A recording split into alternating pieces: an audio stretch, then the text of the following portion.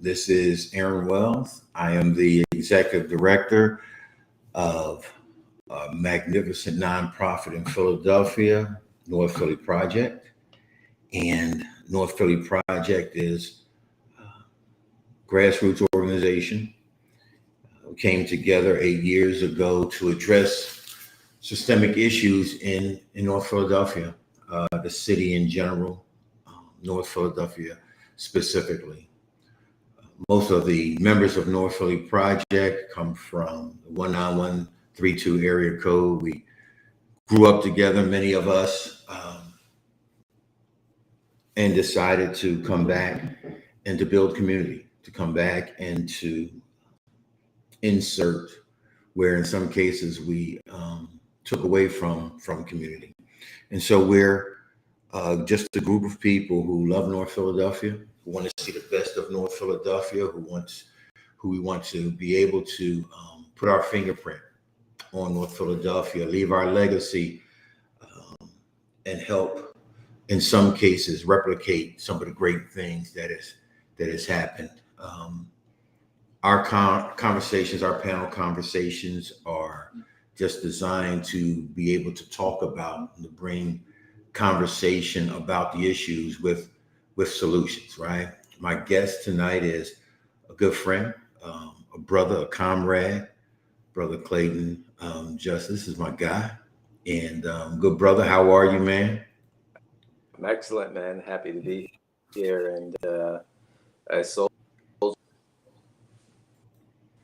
Good to see you. Good to see you yet again. So we'll dig into some conversation in just a couple of minutes. And if you're coming on, please share this on your social media network. You can watch this on the North Philly Project YouTube channel and or our Facebook channel. Again, we're having community conversations, exploring issues and sustainable solutions. They go together, y'all.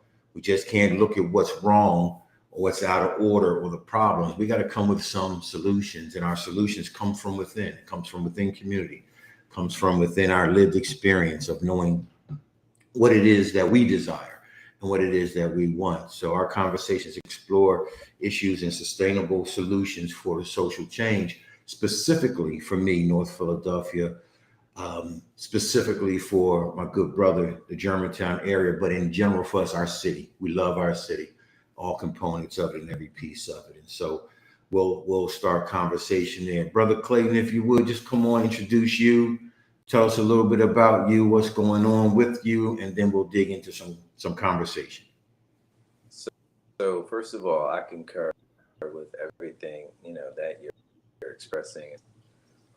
Holistic view of kind of like reviving the village. I think that, we're going to people to, kind of like, come together to resolve our own issues, because we're going to be able to do that, because no one intimately can understand, the systemic systems that have got us here, and what we've used, and it's kind of like culminating to what's going on today, and this charge, this challenge, this endeavor,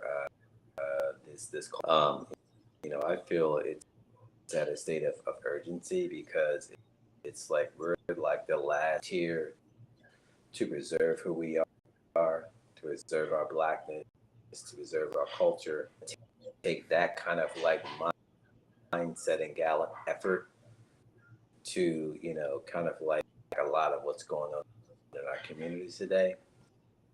And so with that, my name is Clayton Justice. I'm here in Germantown, and I welcome any conversations and any collaborative with yourself and others that kind of like are in tune to rise up. And it's going to take Black men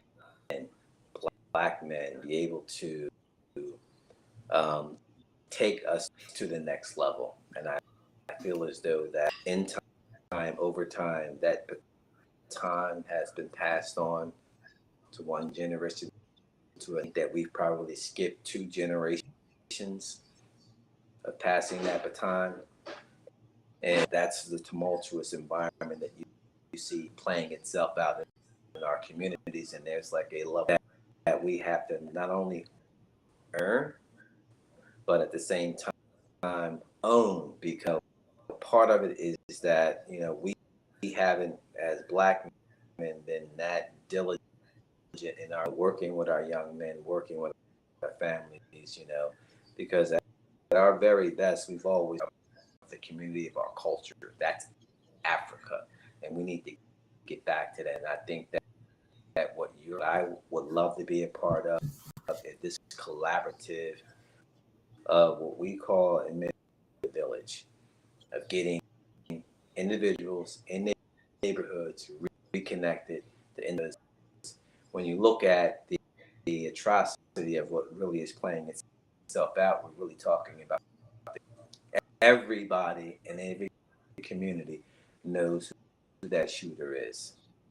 We need to be to those individuals and redirect their behavior and provide resources and opportunity in real time. And I think that that's going to bring about a profound change. But what we're embarking upon is a movement, and it's the movement is, in my mind, maintaining and reserving and continuing to be Black in America, but more importantly, connecting with our ancestry.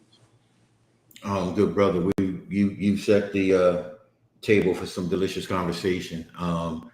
To be able to look at who we are and look at who we are through the lens of who we choose to be, and who we choose to be happens to, I believe, be the best us that we can be. And always the question is how do we get there? How do we get across some of these barriers? You set a healthy table, brother. So we're gonna dig in.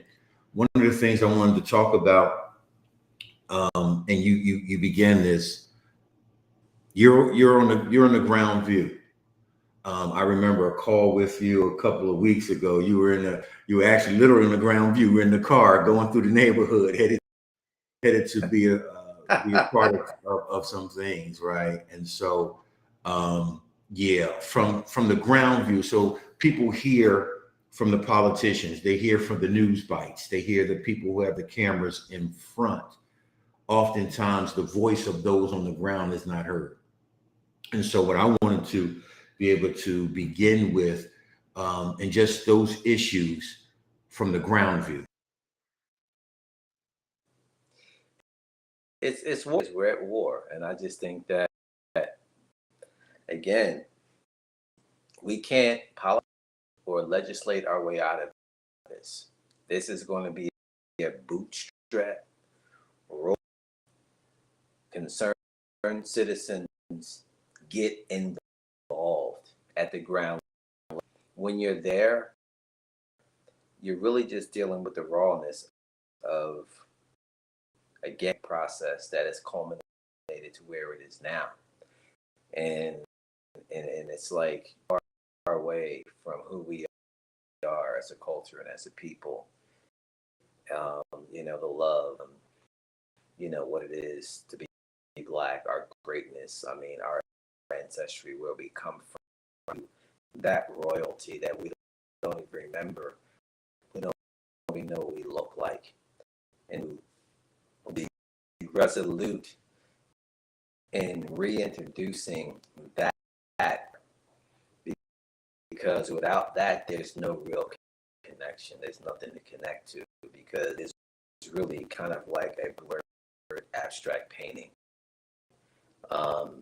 And so it being like, we've gotten to the point to where we fear one another, to where we look at our youth as a danger, and we should run to them with love. And I understand that there is a possibility, we can get crossed in a crossfire, but at the same time too, it operate from that premise,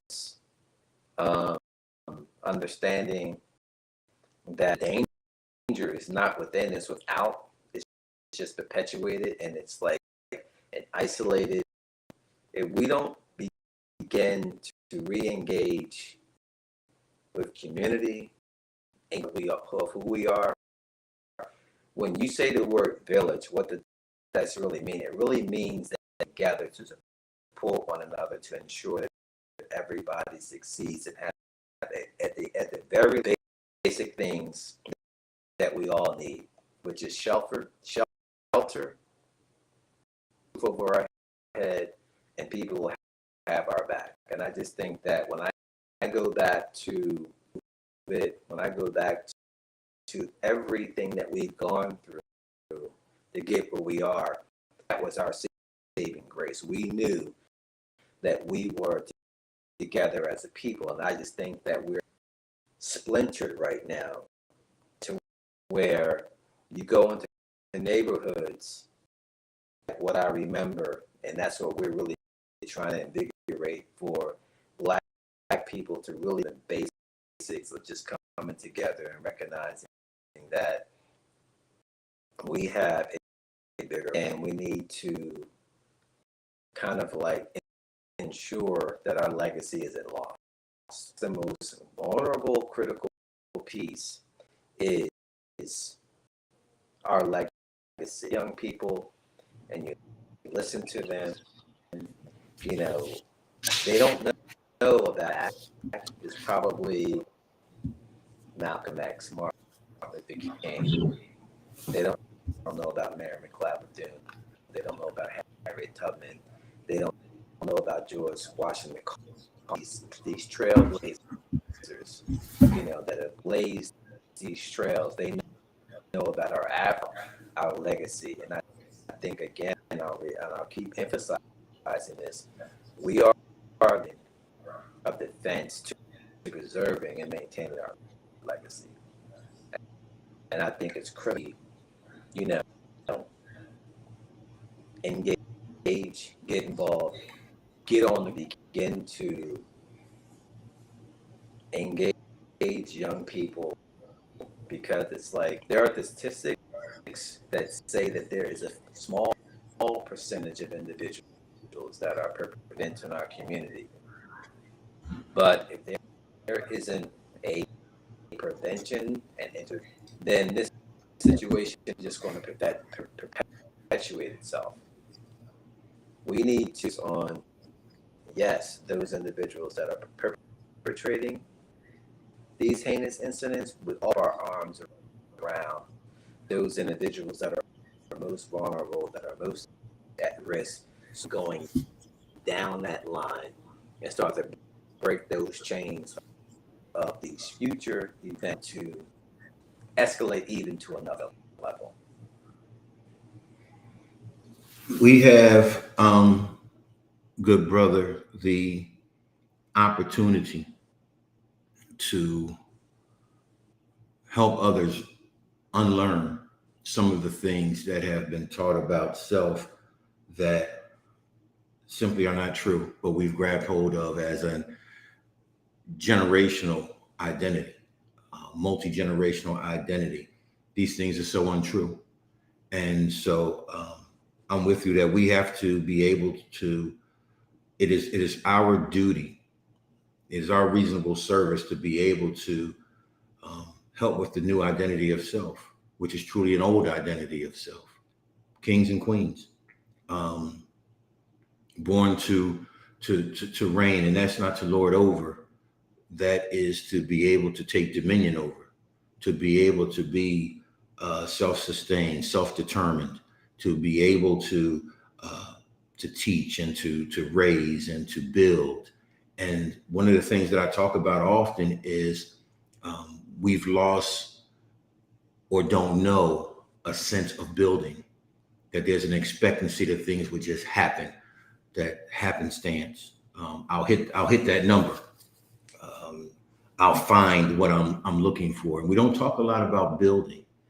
Building brings about these things from inside that talk about patience, talks about vision, it talks about stick-to-itness.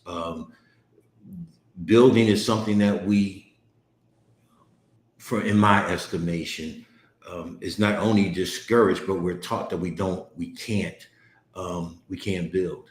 And so we're in this waiting mode for somebody to come save us, somebody to come fix us, somebody to come and bring our needs to us when we actually have everything we need to build.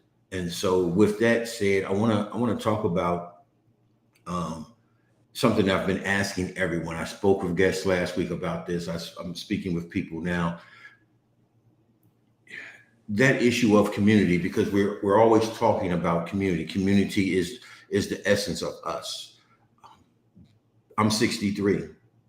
So often in conversation with people of my generation, my age group, we always is overgeneralization, but many times we go back to this is how it used to look. Well, when I was a kid, remember when we was young, and we sort of get stuck in um, a mindset or a vision or a remembrance of community. Clayton, are we correctly defining community? And I had this conversation with your guys a couple of weeks ago. We really dug into this with the dynamics of change and evolution. Community doesn't always look like what it used to look like or what we think it should look like, but it is what it is. Are we defining community correctly? And if we don't, can we actually impact community if we don't have the right definition of community? What do you think, brother? So perspective, right? So if you look at other cultures, there's a sameness. If you look at the Asian community, it's the 70 years, their practices, their rituals. If you look at the Italians, it's the same.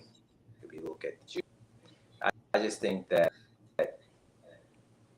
we want to move that needle, kind of like change with the times. And culture to me, it's not as fluid as art forms, etc. To me, culture is a being. And I just think that if you go outside of this country, you go to France, you go to Germany, you'll see a sameness in culture. If you go to Africa, you'll see a same. The one thing about Africans in America, things that the oppressors did to us, they stripped us of our culture. And so we were identity. But the one thing that we had in common was wanting to be free. We knew that there was a stick-to-itness in terms of helping one another, ensuring that everyone in that community, at least the basics, and it didn't have that, they would get a little more. And to me, that is a cohesive communication and a collaboration. I talk about our village. That's what it really looks like. That's what it's people helping, are aware, are engaged, are invested in each other's lives, because of the hallmark of what community looks like. It's like you're my brother's keeper and I'm yours. Prosperous and you not. How can I have and you not? How can I know provide? How do I provide away? And so I just think that is what but accountability, where I can go down 3 blocks and they were like, so it's kid. And there was a certain amount of engagement in each other's lives, not to stay connected. And I just think that those tethers that kind of like made us strong are no longer, kind of like our strengths, where we are operating as individuals and not really connected into that we're not unique in that. But I just think that when you go to, that's the essence of who we are. There is this process of to be and how to interact. And I just think that we lost that real jewel that's unique to us along the way. I appreciate that, and I grab hold of that. I grab hold of that, King Clayton, and that disconnect. We have to find a way to reconnect. Where we're detached, we have to find a way to attach.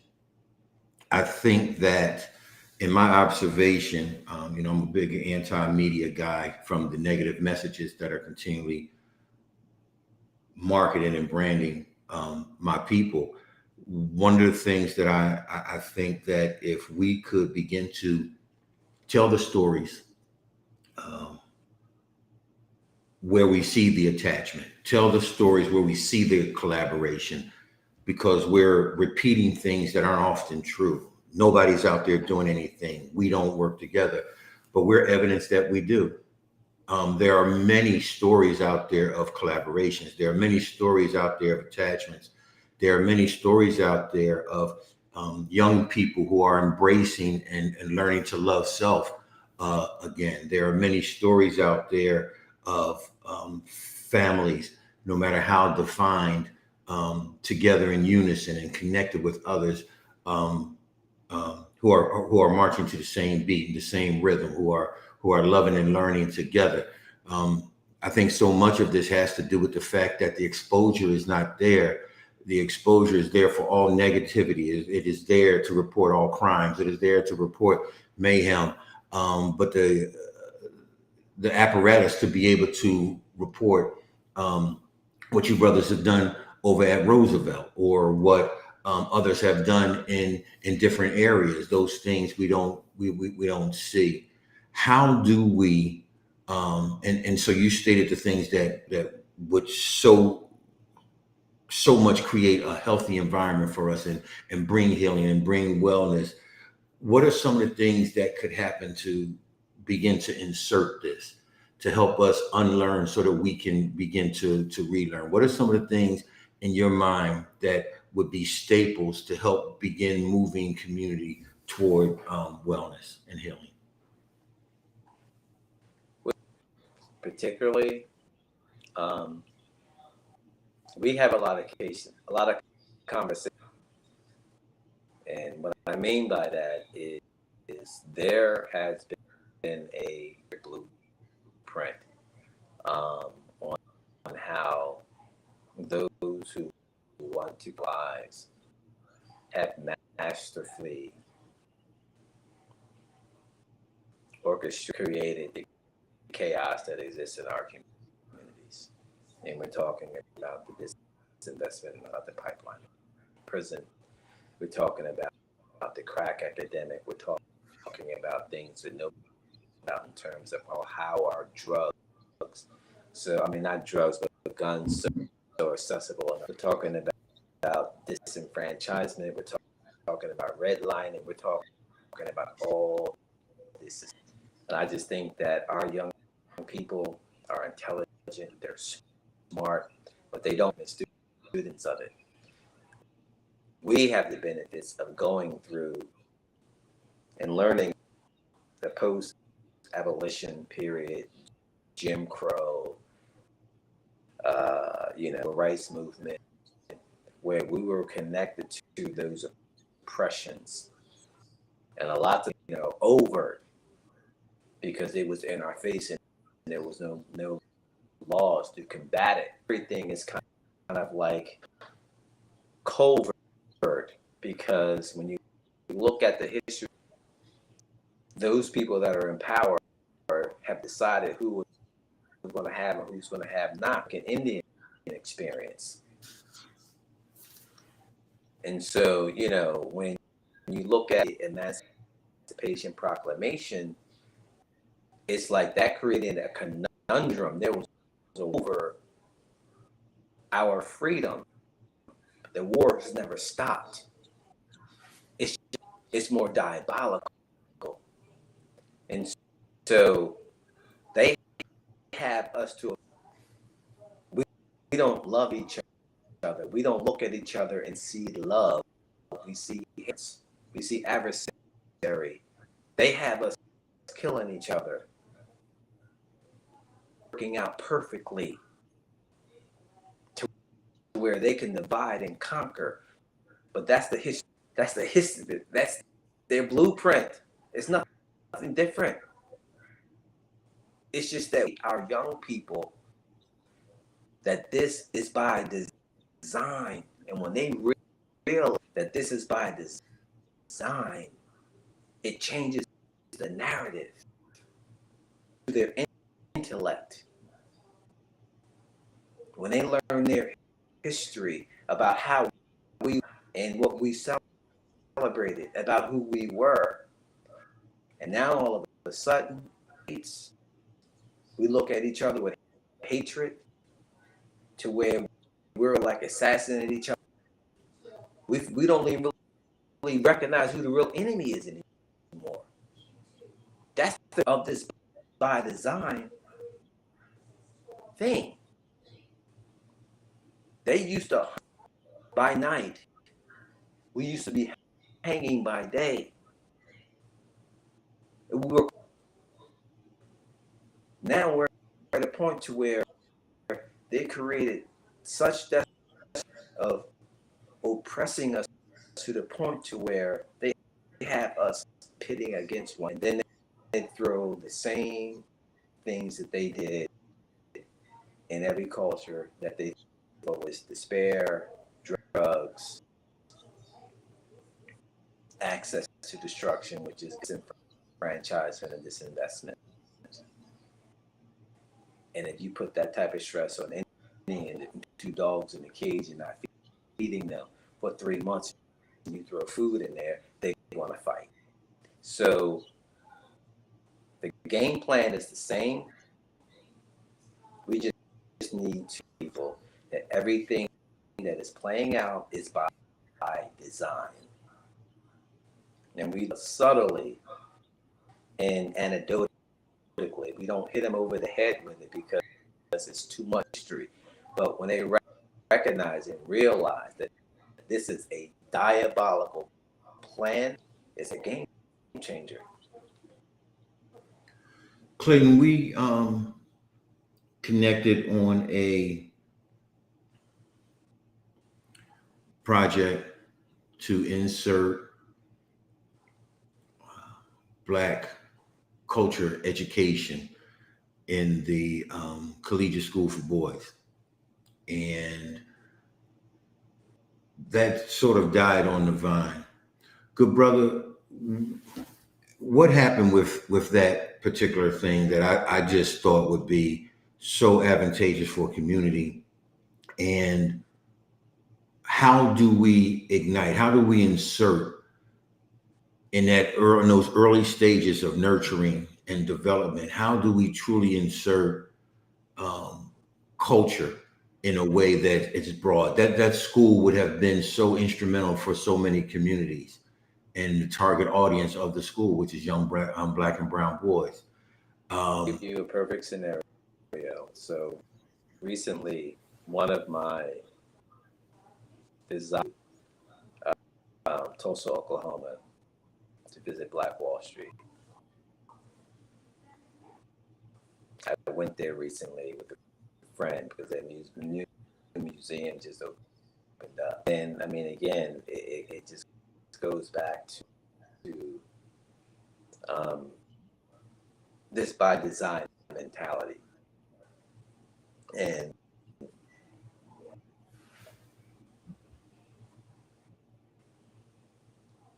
we have to get to a point to where we need to create our own. And if you look at, they created their own educational institutions. And so it's like certain cities politically are aligned different. Even though Jack Pennell was successfully able to direct that school in Baltimore, when it came to Philadelphia, we campaigned you guys are a part of the campaign. Community support. We were tasked to get over community signatures, which we successfully achieved to do. And then it became as though, people that don't look like us were deciding if it was a great idea. Satisfying all the prerequisites to deny at the city level, right? Because the school board,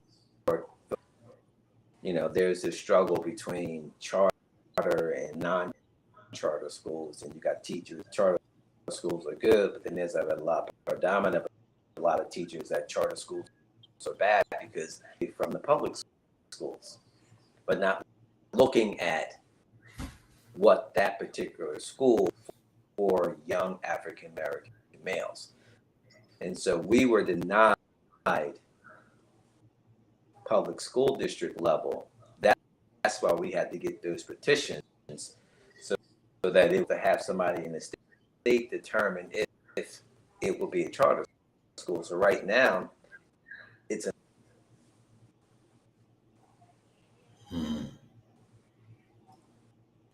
and far too often in the political process. And so, to your point about staying efficient, being independent of systems that will make against us, is kind of like the path that Black Wall Street, that W.E.B. Du Bois, because at that time in 1921, even before that, millionaire Black individuals in Tulsa, Oklahoma, in the entire, and I don't know if you know the history of what happened there. Simply a process where that's all they needed was, and it was an excuse. There was envy of the representation, us really exemplifying our greatness, not only here in America, but historically. Hard for, some people to accept. And that's why we're able to thrive in minuscule capacities. We're allowed to get doctors and lawyers or whatever. But when it gets down to us, which is where we need to be, ultimately, I feel, and that will retard that, that's where we're going to have our power, because I don't have to tell you, we are the epitome of what churns the product.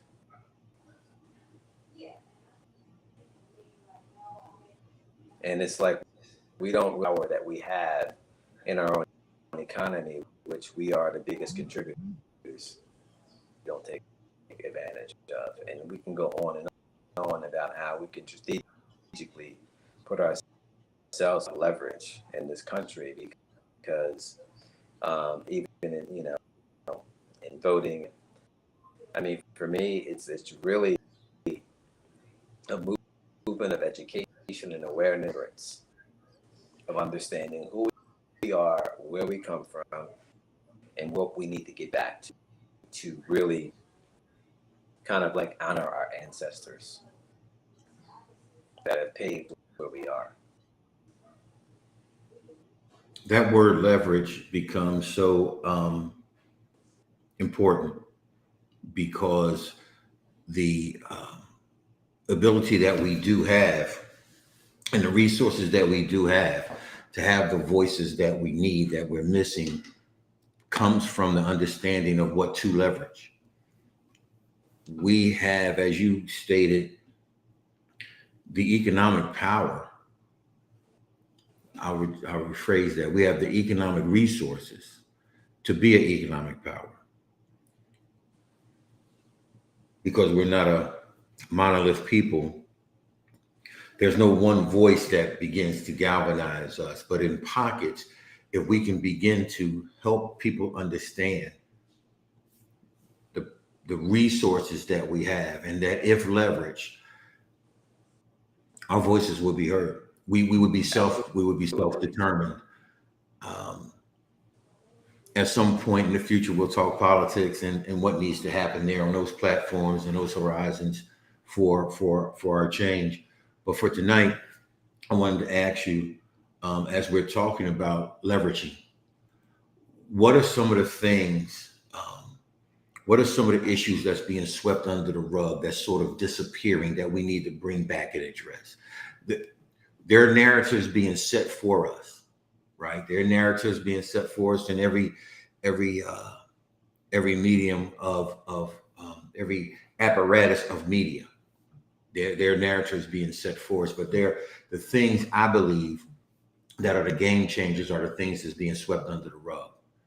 Those are the things that benefit. Those are the things that can propel us into um, a deeper sense of healing and wellness for community. From your perspective, and again, we're talking about on the ground.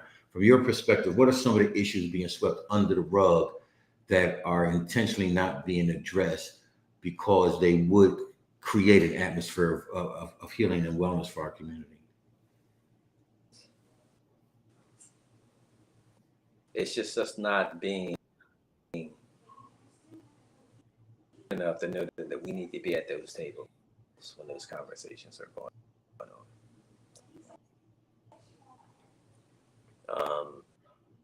You know, whether it's, another conversation that you talk to is accountable, um, whether it's really being aware of on in our community. Far too often we are reactive instead of decisions already made for us. And, we're like us when it's a done deal.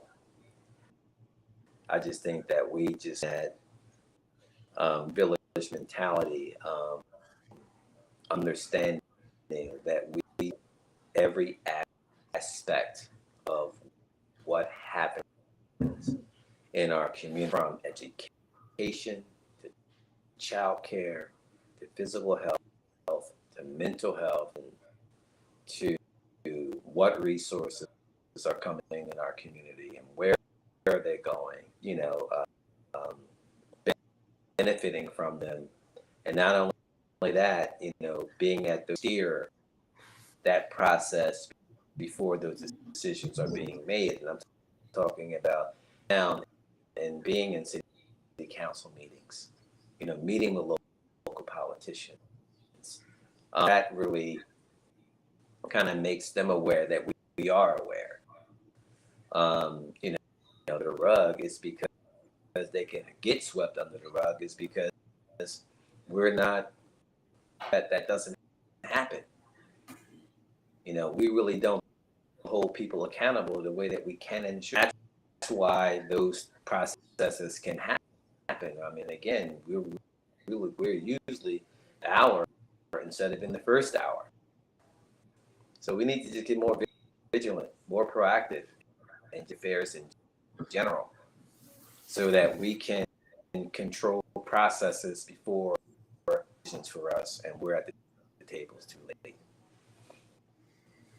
I concur.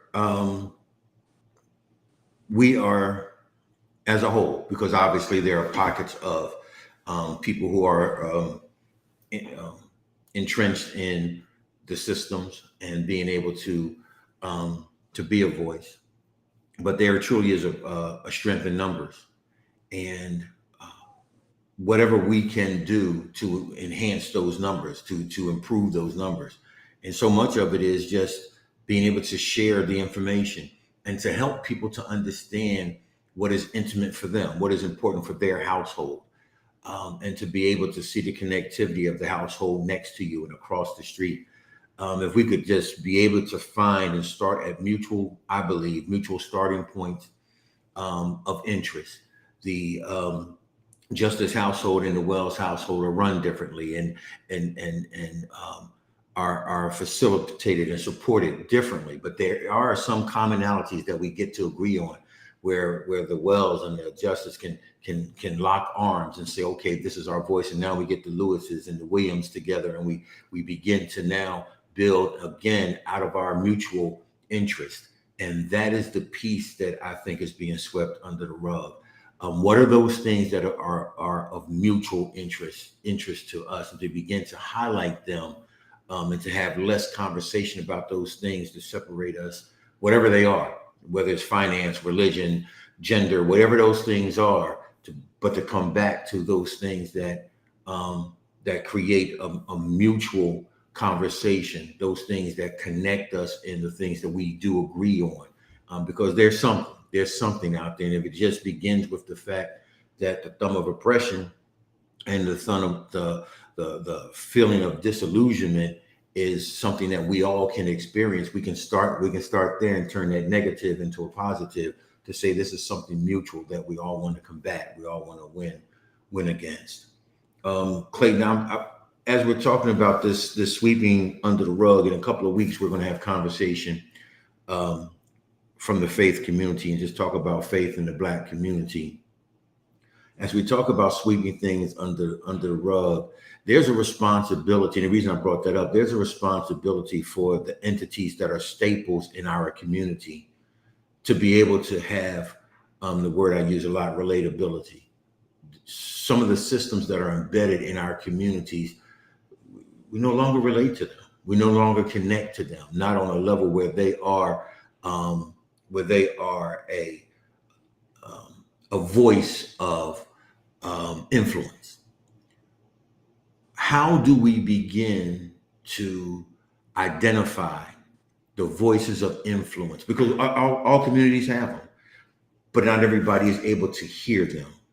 I find you, for instance, brother, and the men of Germantown, the influence that you have, and I see pockets of that in some groups that are moving in West Philadelphia and hopefully in North Philadelphia. How do we consolidate these new voices of influence?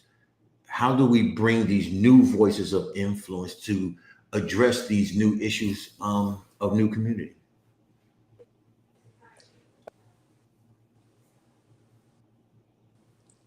Right now, you know, gain our community's trust, and it's not so much it's about what we do and being consistent and being rooted in it, um,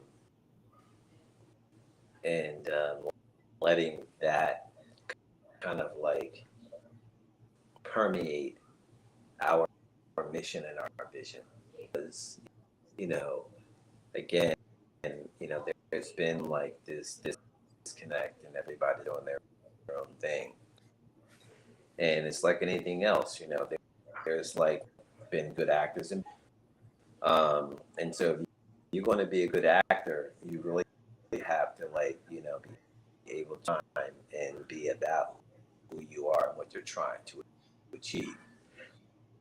And I think that you're sincere and you have a certain level of integrity about how you go about your business, you're going to begin to get the type of traction that's going to positive vacuum to where people are going to believe that you are who you are and what who you say. And so you talk about innovation, about building. A big part of like what we are, the New Care Germany, building relationships. It's really about building relationships and using those to be the bridges to whatever it is that we want to achieve in a community. If you're doing something good, the word's going to get out.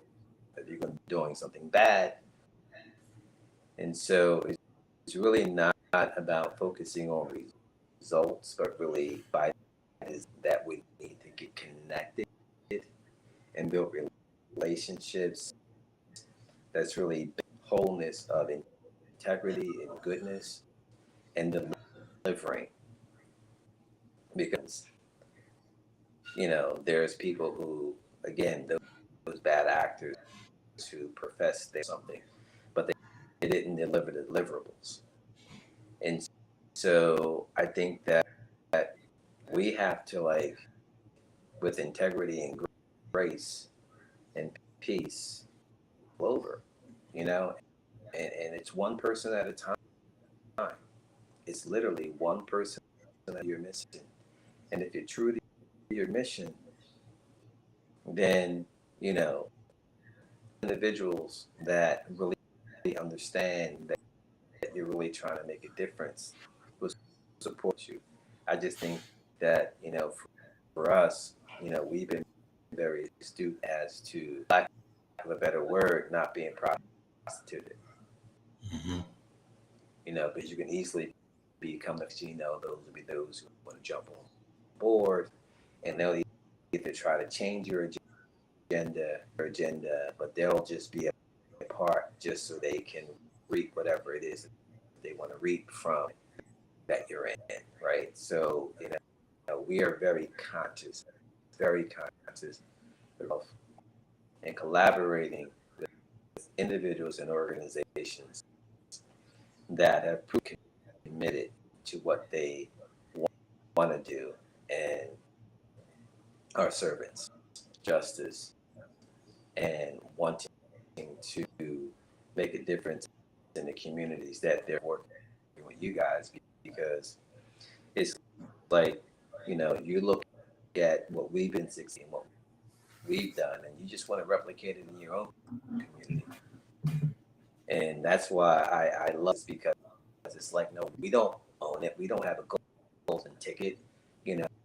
Our brilliance, our glory will be in sharing and giving it away, so benefit from it. Because ultimately, I think that there used to be a time when all communities throughout Philadelphia, which were Black communities, all looked the same. They all look the same. And I think that needs to happen again. So that, and you call me up and say, well, Clayton, this has been successful. What did you guys here, man? This is what we're doing. Duplicate it. It's just like, because that's what works for us. That's what works for us. And we've been very strategic and purposeful about relate to one another as Black people and as a Black community. And whatever we discover that's working, we have to share it. We have to. You just took me to this piece right here as we look at putting the plane in the hangar. You took it straight there. Clairvoyant. You took it straight there. Immediate solutions. We get to share. The first, I hope you recall, maybe, just not too long ago, I was approached with an opportunity to help someone in Philly that has an initiative that's powerful to put another piece of it together.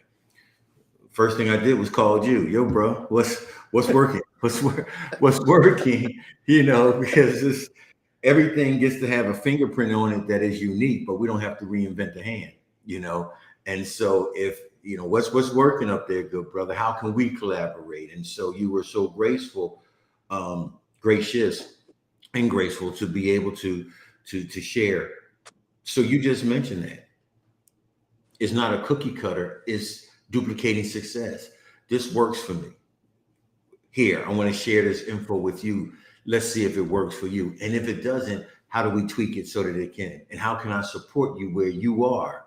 And then in my need, as I'm building, because that's my thing, as I'm building, how you get to support me. Some immediate solutions for change. And you just happened that spoke about that, about how that happens as far as our smart, intentional collaborations, one with another.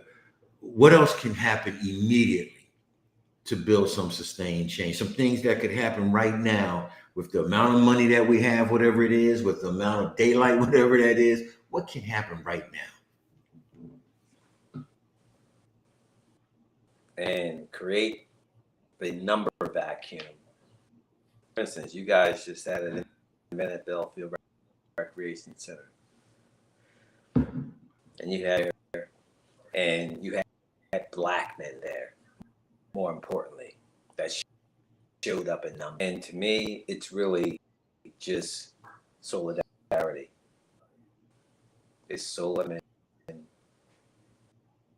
issues that we want to change in our communities, and they're all similar. Really, that numbers game of solidarity, and when black men show up, just like the Million Man March, the only down thing that march didn't, the what now factor. Like we've marched on Washington, right? Is here. I can hear you.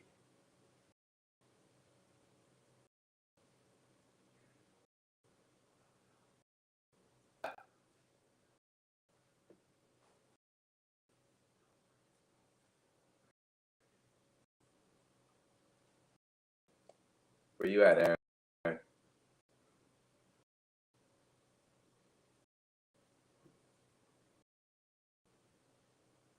Aaron?